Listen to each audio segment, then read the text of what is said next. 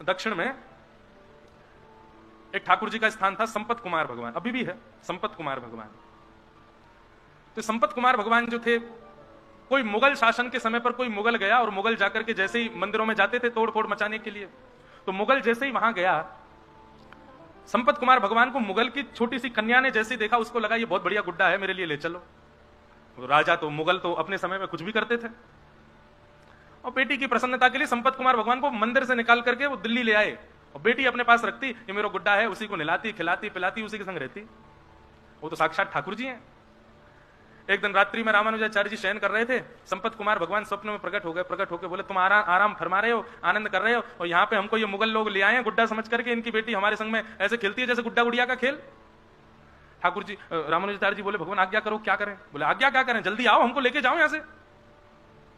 तो रामानुजाचार्य जी अपने हजारों शिष्यों के साथ दिल्ली आए, और दिल्ली में उस बादशाह के दरबार में जाकर के स्वामी श्री रामानुजाचार्य जी ने निवेदन किया, हमारे ठाकुर जी को तुम्हारी बेटी गुड्डा मान करके अपने संग ले आई है, हमारे ठाकुर जी हैं, वो कोई गुड्डा गुड़िया नहीं है, उनको हमको वापस कर दो। और जो मुगल राजा था वो कहने लगा, बोले कि मैं कैसे मानूं वो तुम्हारे ठाकुर जी हैं?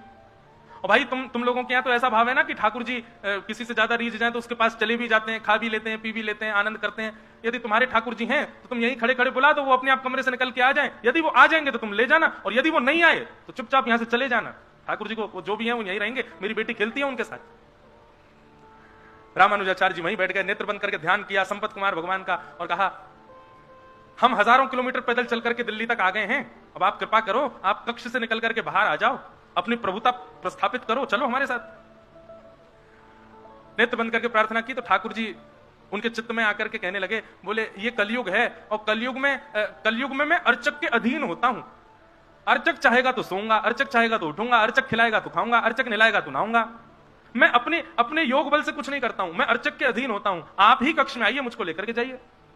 और जब ठाकुर जी इतना प्रवचन सुनाने लगे तो रामानुजाचार्य जी को गुस्सा आ गया ठाकुर जी पे। बोले, हम इतने 1000 किलोमीटर पैदल चल के आ गए, वैसे आपको कुछ भी करना हो तो उसमें कोई विधान नहीं आपका है, बलि के यहाँ जाके 2 पग से 3 लोग नाप लेते हैं, खुद के मन में आ जाए तो कुछ भी करोगे, लेकिन हम कह रहे हैं तो अब आप यहाँ पे आकर के, मैं तो अर्चक के अधीन हूं, वो चाहेगा तो ही चलूंगा, वही चाहेगा तो ही करूंगा, बैठे रहो यहीं पे, हम जा रहे हैं वापस यहाँ से। ठाकुर जी पर जब थोड़ा क्रोध किया तो ठाकुर जी को ऐसा भाव आया कि ये मेरे पिता हैं और मैं इनका पुत्र हूं, और उसी भाव से देखते ही देखते बादशाह के सामने अपने आप संपत कुमार भगवान की प्रतिमा चल करके आई मूर्ति, और कमरा से बाहर आकर के श्री रामानुजाचार्य जी की गोद में आकर के विराजमान हो गया।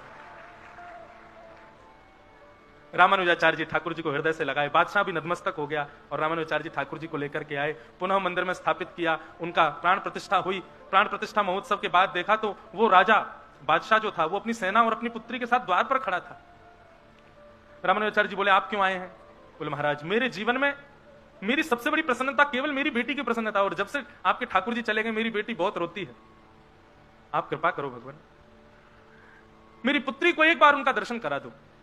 रामानुजाचार्य जी उस बालिका को दूर मंदिर के दूर से ही, जैसे ही गर्भगृह में बैठे संपत कुमार भगवान को दिखाया, ठाकुर जी के मुख पर मुकुट देख करके शंख चक्र गदा पद्म चतुर्भुज रूप में ठाकुर जी का दर्शन करके उस बादशाह की जो पुत्री थी उसने वहीं प्राण त्याग दिए ठाकुर जी को देखते देखते। रामानुजाचार्य जी के चित्त में भाव आया, बोले कि ये ठाकुर जी को नहीं, ठाकुर जी इसको स्वीकार कर चुके हैं। और तभी उन्होंने टर्की अंबा, वो टर्की का था राजा, तो आज भी दक्षिण में मां को अंबा बोलते हैं, तो टर्की अंबा करके छोटा सा विग्रह ठाकुर जी के बगल में स्थापित किया उस बादशाह की पुत्री का। और आज भी साल में एक दिन आता है, उस दिन ठाकुर जी का उस कन्या से विवाह होता है, और ठाकुर जी उस दिन पठानी कपड़े पहनते हैं, क्योंकि वो टर्की के बादशाह की पुत्री है। मैंने दर्शन तो नहीं किया, लेकिन मैंने कथा सुनी। तो मैं क्या कहना चाहता हूं, आप संबंध बनाओ, निभाने की जिम्मेवारी ठाकुर जी पे छोड़ो, वो निभाएंगे, और ये निश्चित निभाएंगे। ठाकुर जी बड़े दयालु, ठाकुर जी बड़े कृपालु।